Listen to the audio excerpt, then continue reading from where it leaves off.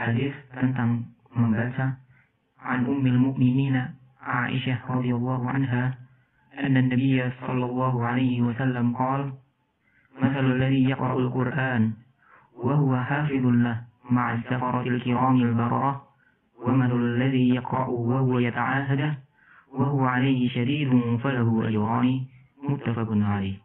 Wa fi riwayatin akhar li Muslim al-mahiru bil Qur'ani ma'a as-safaratil kiramil bararah والذي يقرأ القرآن ويتتعتع فيه وهو عليه الشاق له أجران. وفي لفظ أخرى والذي يقرأ وهو يشتد عليه.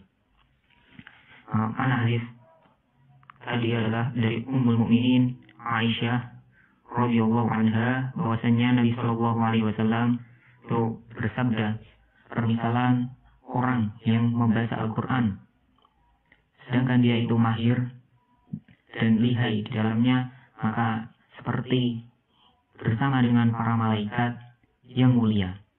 Sedangkan permisalan orang yang membaca Al-Quran akan tetapi dia terbata-bata ataupun terputus-putus suaranya, maka dia mendapatkan 2 pahala. Hadis riwayat Bukhari dan Muslim. Dan pada riwayat Muslim yang lain ada juga hadis yang semakna, akan tetapi memiliki redaksi matan yang berbeda, ya, sebagaimana yang telah disebutkan di awal.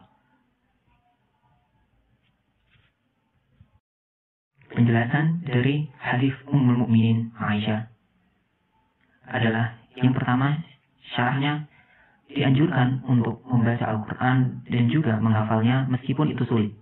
Dan di sini derajat atau tingkatan manusia dalam membaca Al-Quran itu terbagi menjadi 2. Yang pertama itu belajar membaca dan juga bersemangat untuk menghafalnya. Maka tadi dimisalkan seperti para malaikat yang mulia. Yang mulia di sini diartikan membawakan wahyu, yaitu membawakan Al-Quran kepada makhluknya.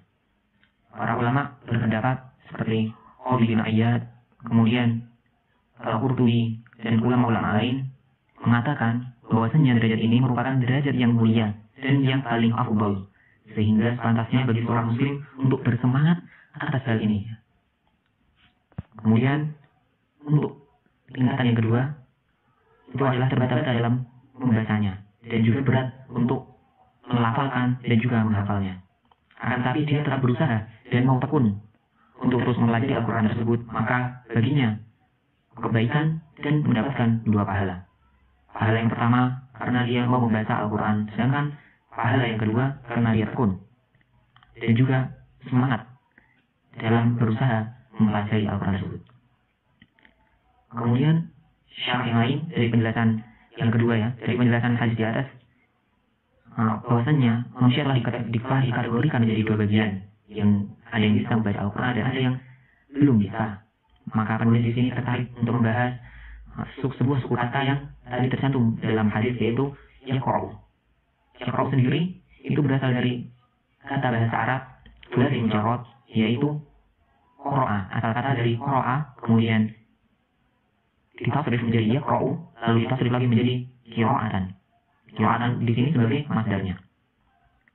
Makna dari qira'ah itu sendiri yaitu membaca segala sesuatu yang ada, baik tulisan itu berupa bacaan suci yang merupakan wahyu dari Allah maupun bacaan biasa yang bukan berasal dari Tuhan.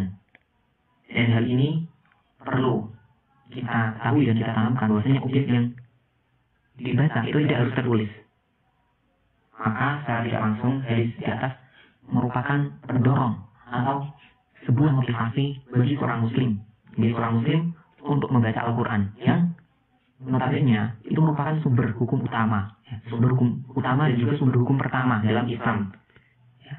Dan juga membaca segala yang ada di dunia ini, baik itu tentang alam semesta, tumbuhan, hewan, diri manusia ataupun yang lainnya. Untuk selanjutnya, setelah kita mengetahui apa makna dan juga hakikat dari membaca, maka yang perlu kita ketahui adalah bagaimana sebenarnya kondisi masyarakat kita, ya, khususnya bangsa Indonesia itu sendiri. Karena dengan berkembangnya ilmu pengetahuan dan juga teknologi sudah tentu akan menuntut terciptanya masyarakat yang gemar belajar. Seharusnya seperti itu. Nah, salah satu proses belajar yang efektif antara lain itu dilakukan melalui membaca. Dan kita lihat di realitanya di beberapa negara masyarakat yang gemar membaca itu memperoleh pengetahuan dan wawasan baru yang akan semakin meningkatkan kecerdasannya sehingga mereka lebih mampu menjawab tantangan hidup pada masa-masa mendatang. Ya, contohnya di Hiroshima yang dahulu pernah sempat dibom oleh Amerika ya, di Hiroshima dan Nagasaki. Membaca dapat dijadikan tolak ukur akan keberhasilan pendidikan suatu negara dengan tingkat budaya yang tinggi akan menghasilkan penduduk yang kaya akan ilmu pengetahuan. Namun sayang sekali ya jika di negara kita, negara Indonesia, sudah dilakukan beberapa kali survei, mulai dari 2006, 2007, 2008, 2009, bahkan yang terakhir kemarin dilakukan survei oleh IKP ya, Ikatan Penerbit Buku Indonesia, pada tahun terakhir pada tahun 2013 menyebutkan bahwasanya Indonesia itu hanya menerbitkan sekitar 24.000 judul per tahun dengan rata-rata cetak 3.000 eksemplar per judul. Dalam setahun Indonesia hanya menghasilkan sekitar 72 juta buku dibandingkan dengan jumlah penduduk Indonesia yang mencapai 240 juta sekian jiwa. Berarti satu buku rata-rata dibaca oleh 3 hingga 4 orang. Nah, itu berarti sangat sedikit sekali ya. Sementara UNESCO itu menstandarkan idealnya itu satu orang itu membaca 7 buku itu per tahunnya. Melihat keadaan Indonesia yang sangat minim akan membaca. Nah, ini maka keluarlah sebuah peraturan, sebuah program pemerintah yang tertuang dalam Permendikbud nomor 23 tahun 2015 pada pendidikan budi pekerti, yaitu apa? Gerakan wajib membaca. Gerakan wajib membaca 15 menit sebelum pelajaran dimulai. Nah, maka dari sini ya kita dapat menyimpulkan adanya keluarnya program pemerintah gerakan wajib baca pemerintah itu sebagai motivasi ya, dan juga sebagai pemompa agar masyarakat Indonesia yang masih minim membaca dia akan kembali bersemangat, kembali sadar akan melek huruf. Maka dapat ditarik benang merah dari hadis tadi juga bahwasanya seseorang yang masih belum bisa membaca Al-Quran, dia itu dituntut untuk apa? Untuk selalu belajar dan terus belajar agar bacaan Al-Qurannya itu menjadi lancar sehingga mencapai derajat yang pertama tadi. Nah, dari mengingat minimnya masyarakat Indonesia khususnya dalam membaca, maka penulis di sini sudah memberikan beberapa tips ya agar gemar membaca dan budaya membaca itu bisa terpatri dan juga tersebar di masyarakat Indonesia khususnya ya. Yang pertama harus ada pembiasaan sedini mungkin ya. Sedini mungkin kita harus melakukan pembiasaan. Hal ini bisa lebih bagus lagi jika misalnya ada seorang ibu yang sedang hamil, kemudian dia mengajak bicara bayi yang ada di dalam kandungannya. Jadi bayi meskipun dia belum memiliki roh, tapi jika sering diajak bicara, sering diajak cerita oleh ibunya ataupun orang tuanya, sudah tentu akan menghasilkan output yang berbeda dengan bayi yang tidak pernah diajak bicara. Adanya pembiasaan sedini mungkin karena masyarakat Indonesia ini masih sadar dan masih beranggapan bahwasanya perlunya membaca itu kalau misalnya sudah masuk playgroup, dan itu merupakan suatu anggapan yang keliru. Lalu tips yang kedua itu bisa menyediakan waktu luang. Ya, jadi bisa menyediakan waktu luang. Nah, dengan padatnya aktivitas seseorang itu tidak membuat harus lupa bahwasanya membaca itu harus tetap diberikan, meskipun itu hanya 5 menit, 3 menit, atau 10 menit. Nah, tetapi kita harus menikmati, mengerti akan makna dari membaca itu sendiri, maka kita akan berlama-lama, bisa menjadi lama dalam membaca ya. Yang tadinya hanya menyediakan waktu 5 menit karena kita akan tahu kenikmatan membaca dan juga dari manfaat, ilmu pengetahuan dan lain sebagainya, maka secara tidak langsung akan lama-kelamaan akan bertambah dari 5 menit jadi 10 menit, dari 10 menit jadi 30 menit, bahkan sampai berjam-jam. Itu tips yang kedua, menyediakan waktu luang.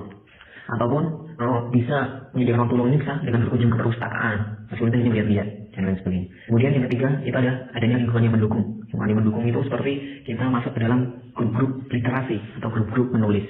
Nah, dari grup-grup menulis ini maka mau tidak mau kita harus rajin membaca, karena kunci agar kita bisa menuangkan pikiran, agar kita memiliki banyak pengetahuan itu dengan banyak membaca. Dengan banyak membaca maka kita akan bisa menulis apa saja yang berkaitan dengan pikiran kita. Lalu yang keempat itu adanya teladan dari orang terdekat. Teladan dari orang terdekat di sini bisa seperti orang tua, kemudian keluarga dan lain sebagainya. Karena kita ketahui sendiri orang terdekat, khususnya orang tua ini memiliki peran yang sangat penting ya, primer.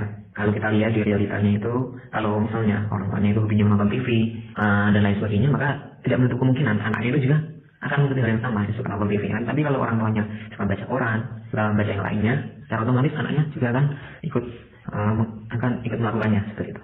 Lalu tips yang terakhir dari saya adanya kesadaran dari diri sendiri.